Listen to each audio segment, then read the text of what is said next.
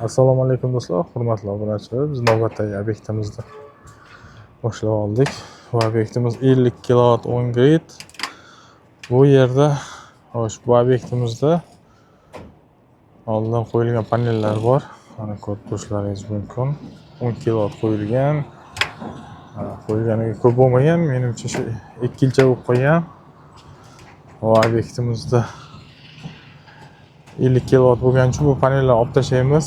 Chunki bu panellar katta joyga qo'yilgan, ya'ni katta joyga emas, shu xalaqit beradigan bo'lib turibdi. Shuning uchun olib tashlaymiz. Ham bu keyinchalik yana boshqadan qo'yib beramiz. Mana ko'rib turishlaringiz mumkin.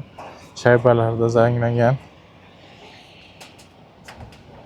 Ko'rsatib o'taman. Panellarda ham modellar har xil. O'zgacha qo'yilgan.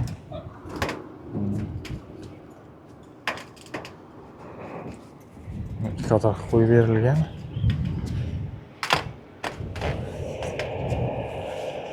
Zanglagan. Hozir biz demontaj qilamiz bu panellarni. Olib tashlab o'rniga yangi panellardan qo'yib beramiz. Buni ham keyin joylashtirib qo'yib beramiz bu panellarni ham. Hozir mana qarang. Konnektorlar o'rniga shunday simni o'zini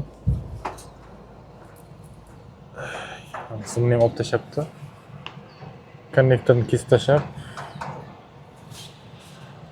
ya'ni simni o'ziga burab qo'ygan, skrutka qilib qo'ygan.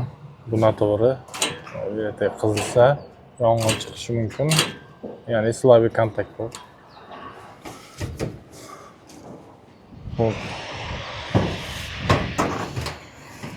Albatta e'tibor berishlaringizni so'rab qolamiz. Kimga qo'ydirsangiz ham, qachon qo'ydirsangiz ham shaybadan foydalanmasin, chunki mana shayba qattiq shamol bo'lsa, shayba chiqib ketadi.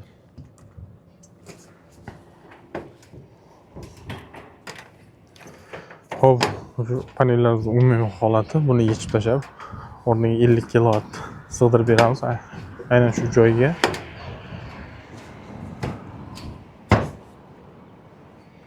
Bu yoqqa ham joy bo'ladi. Ishlab chiqarish, ya'ni beton filtrlar ishlab chiqariladigan sex deydimi, zavod deydimi? Shunaqa joy. Mana pastda ham joy bor. Ortganni pastga qo'yib beramiz. Bu eski panellarda ham shu pastdan joylashtirib beramiz. Mana panellarda o'sha eski simi gofrada kiygizib ketilgan. Bu 2 ga 4 simda archilgan, o'zi ham sim, lekin aynan quyosh paneli uchun emas. Chunki bu uylar montajiga ishlatiladigan sim. Buni izolyatsiyasi, ya'ni PV kabelga nisbatan ancha yuqori. Bu gofrada qo'yilgan, bu gofrada endi klientning ichida nima borligini bilmaydi. Gofra ham chirib ketgan. Ya'ni quyosh nurida ko'pga bormaydi. PV kabel bo'lsa, quyosh nurida ham hech narsa qilmaydi. Mana izolyatsiya ham gofra chirgan hisobiga gofra ham slablashib qoladi izolyatsiyasi oddiy simdan. Keyinchalik zamikani bo'ladi. Yong'in chiqishi mumkin. O'sha tomonlarga e'tibor berishlaringizni so'rab qolamiz. Quyosh panel qo'ydirayotgan do'stlarimiz.